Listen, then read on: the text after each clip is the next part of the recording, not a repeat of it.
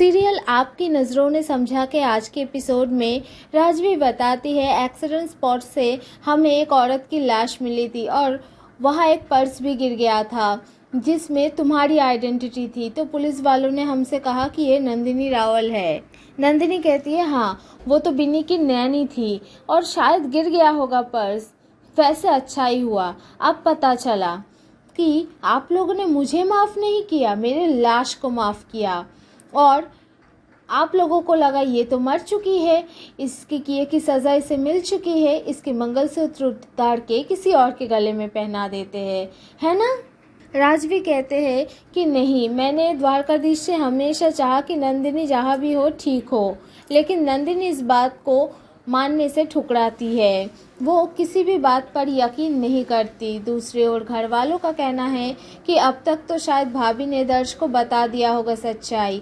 वैसे भी भगवान जो करते हैं अच्छे के लिए करते हैं। बेचारी चार्मी 1.5 महीने से नंदिनी बन के रह रही है। ये सब कुछ सुनकर चार्मी का दिल बहुत दुखता है। उसे राजवी और दर्श की बातें याद आते हैं। राजवी यहाँ माफ़ी के लिए बैठी है नंदिनी की, लेकिन नंदिनी भी ठान लेती है कि अब वो वापस नहीं आएगी। शोभित आकर नंदिनी से माफ़ी मांगते हैं और कहते हैं सब उसके वजह से हुआ है, भाई की कोई गलती नहीं है। तभी नंदिनी एक चिट लिखकर शोभित को देते हैं और कहते हैं जाओ जाके अपने भाई से साइन करवा के लाओ। शोभित कहते हैं ये क्या है। नंदिनी कहती है डरो मत, तुम लोगों का कोई भी कीमती चीज़ लेकर नहीं भाग रही हो, ना ही अपने नाम करवा रही हो। शोभित जब जाने लगते हैं नंदिनी कहते हैं एक बार पढ़ तो लो। शोभित पढ़कर हैरान रह जाते हैं। उसमें लिखा होता है कि मैं दर्श रावल अपनी सारी की सारी प्रॉपर्टी शोभित रावल के नाम कर रहा हूँ अपने होशो हवास में। ये सुनकर हैरान रह जाती है राजवी। नंदिनी कहती है क्यों, तुम दोनों भाइयों के बीच जो है ना वो प्यार है, हम दोनों के बीच तो कभी प्यार था ही नहीं, जो था पता नहीं क्या था। शोभित चले जाते हैं वहाँ से। नंदिनी बिनी के माथे को चूमकर राजवी से कहते हैं अब यही उसकी पहचान है, वो कभी इस घर में नंदिनी बनकर वापस नहीं आएगी। तभी चार्मी आकर नंदिनी को बताते हैं कि दर्श उससे कितना प्यार करते हैं। अगर चार्मी को छोटी सी खरोच आ गए तो वो अपने नंदिनी के लिए कितना परेशान होते हैं सब बताते हैं।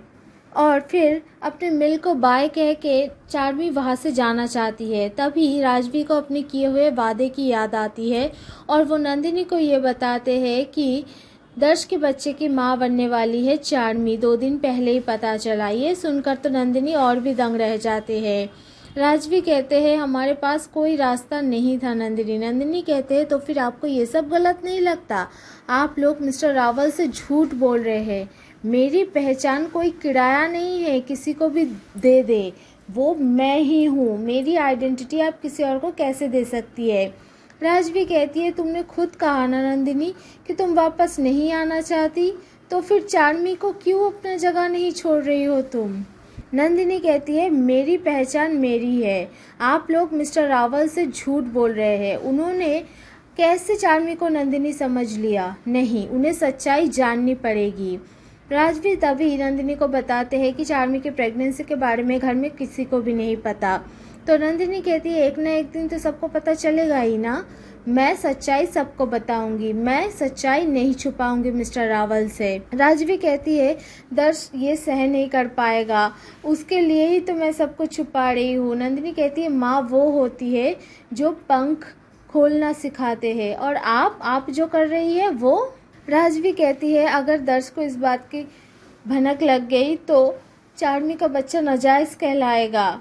नंदिनी कहती है जो भी हो मुझे सच्चाई बतानी है, कहकर वो दर्श के सामने जाकर खड़ी हो जाती है। अगले एपिसोड में हम देखेंगे क्या नंदिनी सच में अपनी आइडेंटिटी दर्श के सामने रख पाएगी। देखते रहिए हमारे चैनल को, लाइक कमेंट शेयर कीजिए एंड सब्सक्राइब कीजिए।